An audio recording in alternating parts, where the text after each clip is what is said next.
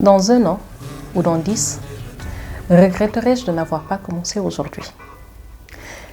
Quel est le risque de ne rien faire? Et quand je fais, qu'est-ce qui peut m'arriver de pire?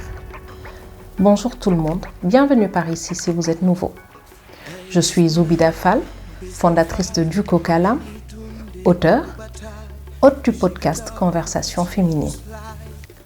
Cette année, j'ai lancé le podcast Conversation féminine, j'ai changé de métier, j'ai monté une entreprise, j'ai fini le premier jet de mon prochain recueil de nouvelles, j'ai donné des cours, j'ai écrit des chansons que vous entendrez tout le long et que vous pourrez retrouver ici.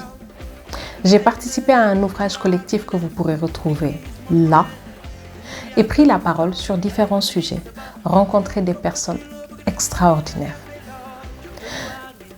S'il y a une chose que j'ai appris tout au long de ce parcours, c'est oser faire. Oser faire semble bateau, mais c'est réellement oser faire. Oser faire envers et malgré tout.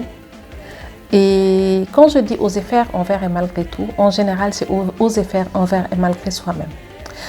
Parce qu'à la même période, l'année dernière, j'étais convaincue que je n'y arriverais pas. Et en étant convaincue que je n'y arrivais pas, j'ai reçu ma première leçon et je partagerai dans cette vidéo avec vous les 6 leçons que j'ai apprises. La première leçon, je la connaissais déjà, mais je pense qu'elle s'est beaucoup plus précisée. Parce que la première leçon pour moi, c'est s'entourer de personnes qui croient en vous. Pourquoi de personnes qui croient en vous? Parce qu'elles doivent croire en vous plus que vous au moment où vous avez perdu la faculté de croire en vous. Parce que grâce à ces personnes, j'ai pu franchir le pas. La deuxième leçon, parce qu'une fois que j'ai franchi le pas, par où devrais-je commencer? Ça, c'est la deuxième chose que j'ai dû apprendre. Et ça tombe bien parce que cette leçon-là, c'est la leçon de l'apprentissage. La longue pratique professionnelle m'a permis de savoir m'organiser, mais aussi de savoir apprendre. Et j'apprends très vite.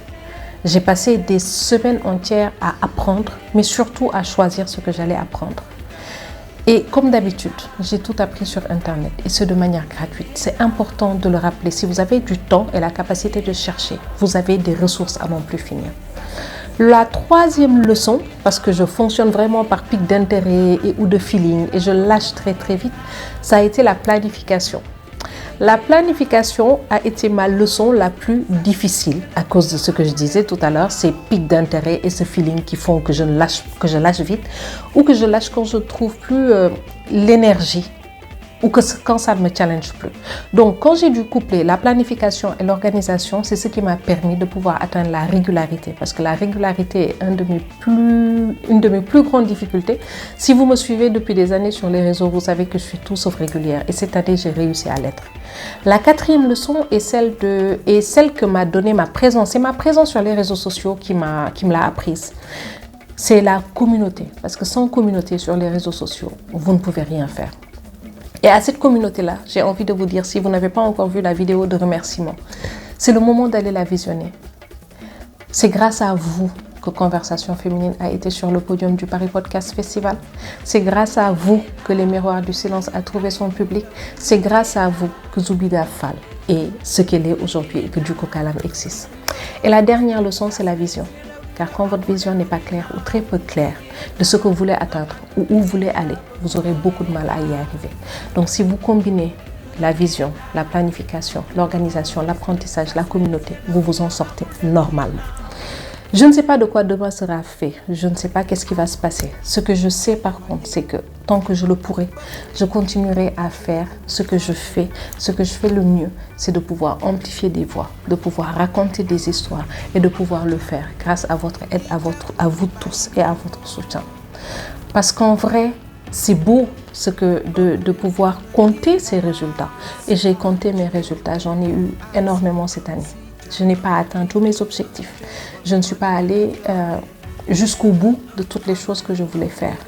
Mais je me suis rappelée en fait d'une chose, parce qu'il ne s'agit pas seulement de résultats, mais aussi et surtout du chemin parcouru. Et en termes de chemin, j'en ai parcouru un très très très long cette dernière année. Merci à vous tous. Merci pour votre présence. Merci beaucoup.